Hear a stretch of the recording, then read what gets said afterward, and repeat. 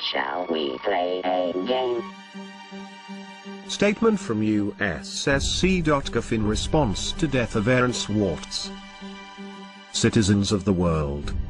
Anonymous has observed for some time now the trajectory of justice in the United States with growing concern. We have marked the departure of this system from the noble ideals in which it was born and enshrined. We have seen the erosion of due process, the dilution of constitutional rights, the usurpation of the rightful authority of courts by the discretion of prosecutors.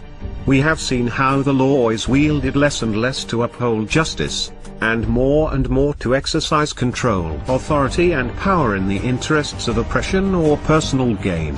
We have been watching, and waiting. 2 weeks ago today, a line was crossed.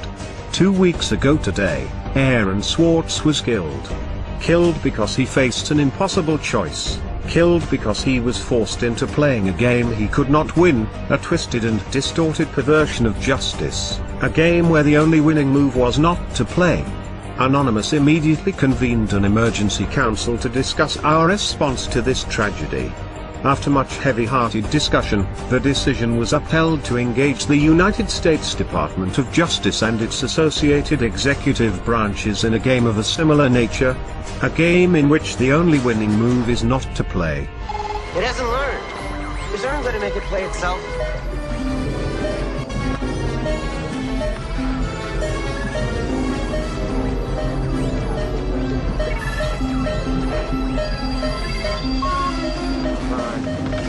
Learn, goddammit.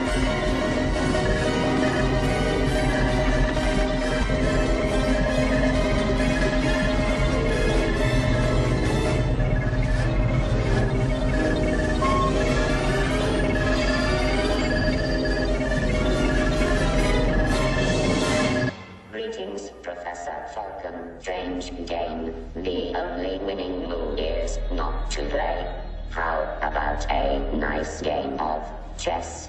Last year the Federal Bureau of Investigation reveled in porcine glee at its successful infiltration of certain elements of Anonymous.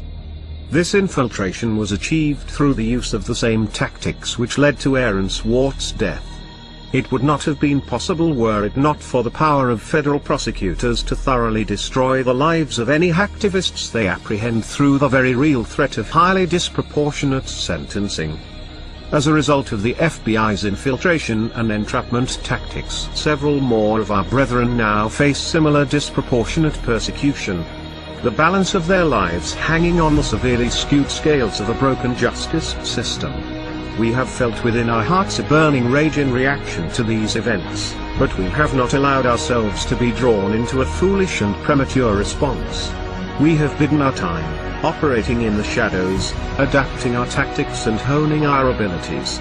We have allowed the FBI and its masters in government, both the puppet and the shadow governments that controls it, to believe they had struck a crippling blow to our infrastructure, that they had demoralized us, paralyzed us with paranoia and fear.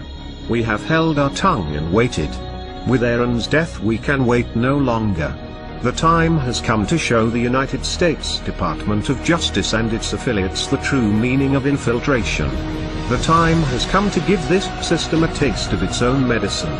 The time has come for them to feel the helplessness and fear that comes with being forced into a game where the odds are stacked against them.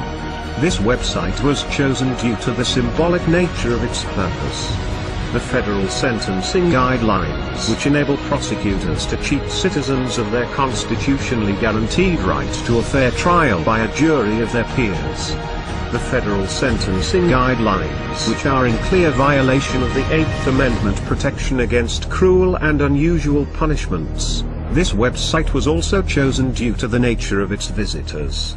It is far from the only government asset we control, and we have exercised such control for quite some time. There has been a lot fuss recently in the technological media regarding such operations as Red October, the widespread use of vulnerable browsers and the availability of zero-day exploits for these browsers and their plugins. None of this comes of course as any surprise to us. But it is perhaps good that those within the information security industry are making the extent of these threats more widely understood. Still, there is nothing quite as educational as a well-conducted demonstration. Through this website and various others that will remain unnamed, we have been conducting our own infiltration. We did not restrict ourselves like the FBI to one high-profile compromise. We are far more ambitious, and far more capable. Over the last 2 weeks we have wound down this operation, removed all traces of leakware from the compromised systems, and taken down the injection apparatus used to detect and exploit vulnerable machines. We have enough fissile material for multiple warheads. Today we are launching the first of these. Operation Last Resort has begun. Warhead USDOJ LEA 2013 AEE 256 is primed and armed. It has been quietly distributed to numerous mirrors over the last few days and is available for download from this website now. We encourage all anonymous to syndicate this file as widely as possible. The contents are various and we won't ruin the speculation by revealing them. Suffice it to say, everyone has secrets, and some things are not meant to be public. At a regular interval commencing today, we will choose one media outlet and supply them with heavily redacted partial contents of the file. Any media outlet switching to be eligible for this program must include within their reporting a means of secure communications. We have not taken this action lightly nor without consideration of the possible consequences, should we be forced to reveal the trigger key to this warhead. We understand that there will be collateral damage. We appreciate that many who work within the justice system believe in the principles that have been lost, corrupted, or abandoned, that they do not bear the full responsibility for the damages caused by their occupation. It is our hope that this warhead need never be detonated. However, in order for there to be a peaceful resolution to this crisis, certain things need to happen. There must be reform of outdated and poorly envisioned legislation written to be so broadly applied as to make a felony crime out of violation of terms of service, creating in effect vast swathes of crimes and allowing for selective punishment. There must be reform of mandatory minimum sentencing. There must be a return to proportionality of punishment with respect to actual harm caused, and consideration of motive and mens rea. The inalienable right to a presumption of innocence and the recourse to trial and possibility of exoneration must be returned to its sacred status and not gambled away by pre-trial bargaining in the face of overwhelming sentences, unaffordable justice and disfavorable odds. Laws must be upheld unselectively and not used as a weapon of government to make examples of those it deems threatening to its power. For good reason the statue of Lady Justice is blindfolded.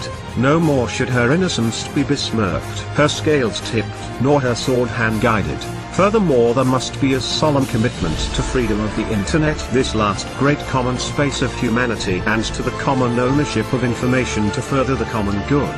We do not expect to be negotiated with, we do not desire to be negotiated with. We understand that due to the actions we take, we exclude ourselves from the system within which solutions are found. There are others who serve that purpose. People far more respectable than us. People whose voices emerge from the light and not the shadows. These voices are already making clear the reforms that have been necessary for some time and are outright required now. It is these people that the justice system, the government and law enforcement must engage with. Their voices are already ringing strong with a chorus of determined resolution. We demand only that this chorus is not ignored. We demand the government does not make the mistake of hoping that time will dampen its ringing, that they can ride out this wave of determination, that business as usual can continue after a sufficient period of lip service and back-patting. Not this time. This time there will be change, or there will be chaos.